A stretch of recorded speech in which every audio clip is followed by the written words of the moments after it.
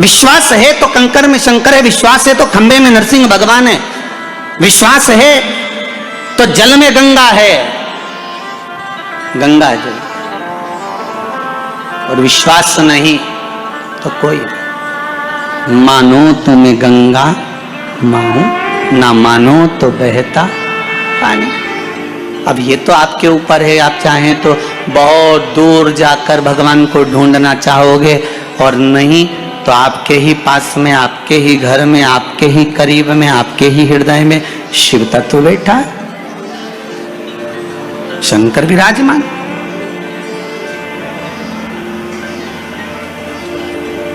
आप उसको ढूंढो। अब माता अहिल्याबाई की माता सुशीला शिंदे जी ने कहा गर्भ नहीं ठहरा है, बच्चे नहीं। श्री मनकोजी शिंदे ने कहा क्यों चिंता करती है, काय का टेंशन, काय की चिंता। मेरा उघड़दानी, मेरा भोलेनाथ कभी खाली नहीं छोड़ता। सब शिव महापुराण की कथा कहती है, आप अगर विश्वास रखे हो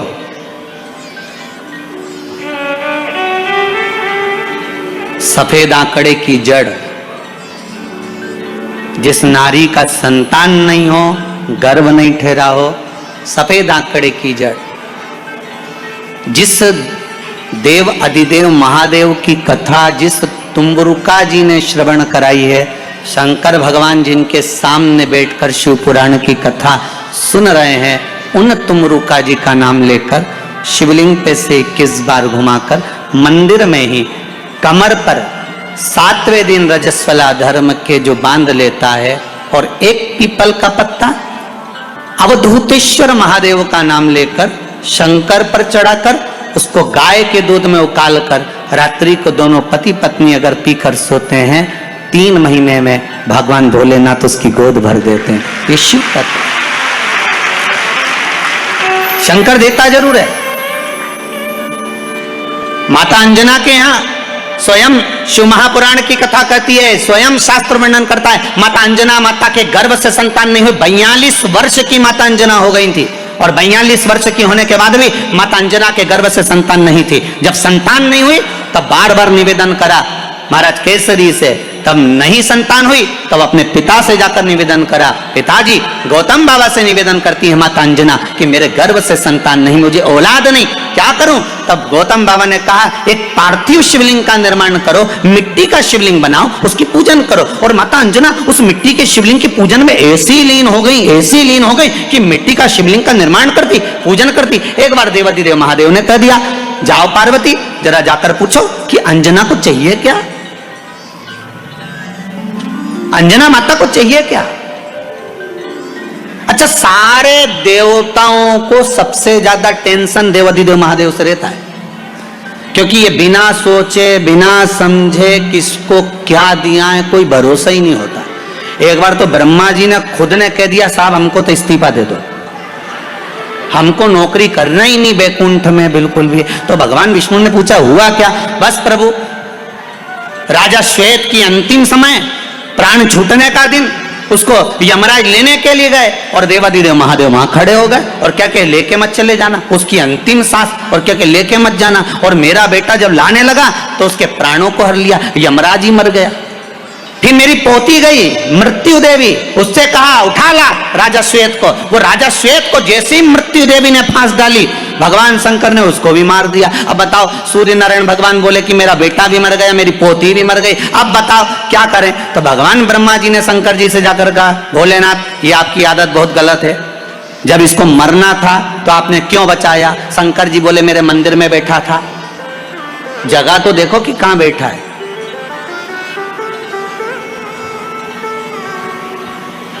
ब्रह्मा जी ने भगवान विष्णु से कहा हमको ये काम नहीं करना, आप तो हमारा इस्तीफा स्वीकार करो। भगवान विष्णु ने शंकर जी से कहा, भोलेनाथ जी अब इनके बेटे को, सूर्य नारायण के पुत्र को और पोती को जीवित करो। शंकर भगवान करे, एक शर्त पर जीवित करूंगा, जहां मेरा भजन हो रहा हो, जहां मेरी कथा हो रही हो, अगर कोई महामृत्युंजय मंत्र का जाप कर रहा हो, श्री शिवाय नमस्तुभ्यम जप रहा हो, शंकर का पंचाक्षर मंत्र नमः शिवाय जप रहा हो, शंकर जी कहते हैं उस समय पर मृत्यु उसको ना घेरे। तो इतने में सूर्य नारायण भगवान कहते हैं शपथ लेता हूं, संकल्प लेता हूं, जहां आपका नाम होगा, अगर पृथ्वी पर कोई मरने का भी समय आ गया तो पहले आपसे पूछा जाएगा उठा ले, तुम बोलोगे तो बात दूसरी है। शंकर जी बोले हम बताएंगे तो उठाना, हम बोल दें अगर ये शंकर जी का नाम जप रही है और पड़ोसन नहीं जप रही है तो हम इशारा कर देंगे बाजू वाली को उठा लो, तुम टेंशन मत।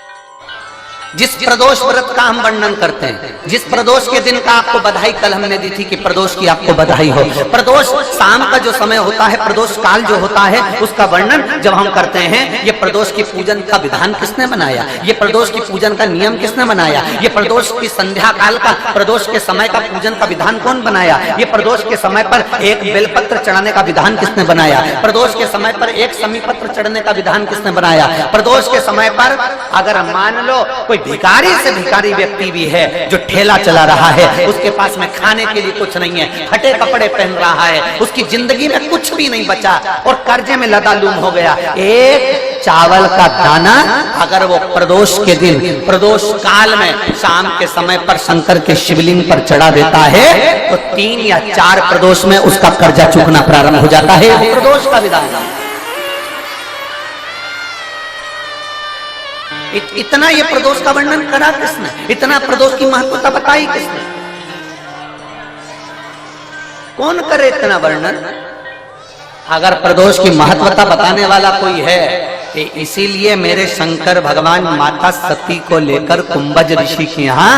अगस्त ऋषि के यहाँ कथा सुनने के लिए गए थे, क्योंकि उनके बराबर कोई शंकर के महत्व को बता नहीं सकता और प्रदोष के महत्व को नहीं बता सकता। सती मैया को प्रदोष का महत्व बताने के लिए शंकर सती जी को लेकर कुंभज बाबा के यहाँ गए थे अगस्त ऋषि कि प्रदोष के महत्व को तो जानो सती, तुम प्रदोष के महत्व को तो सती जानो, तुम प्रदोष के महत्व को तो सती पहचानो कि प्रदोष का महत्व क्या होता है, प्रदोष काल का महत्व क्या होता है, प्रदोष के समय का महत्व क्या होता है। जिस समय पर सूरज डूब रहा हो, चंद्र प्रकाशित हो रहा हो, दोनों का मेल हो रहा हो,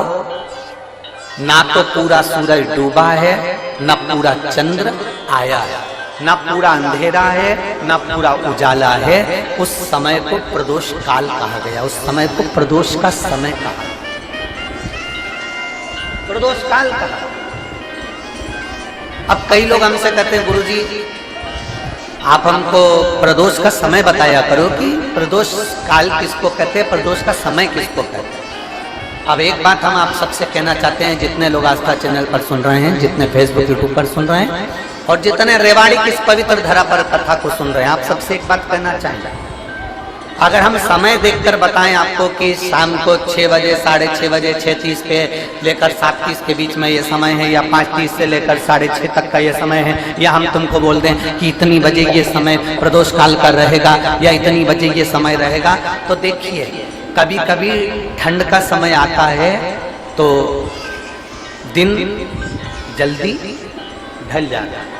कभी कभी गर्मी का समय रहता है तो दिन बहुत लेट ढलता है।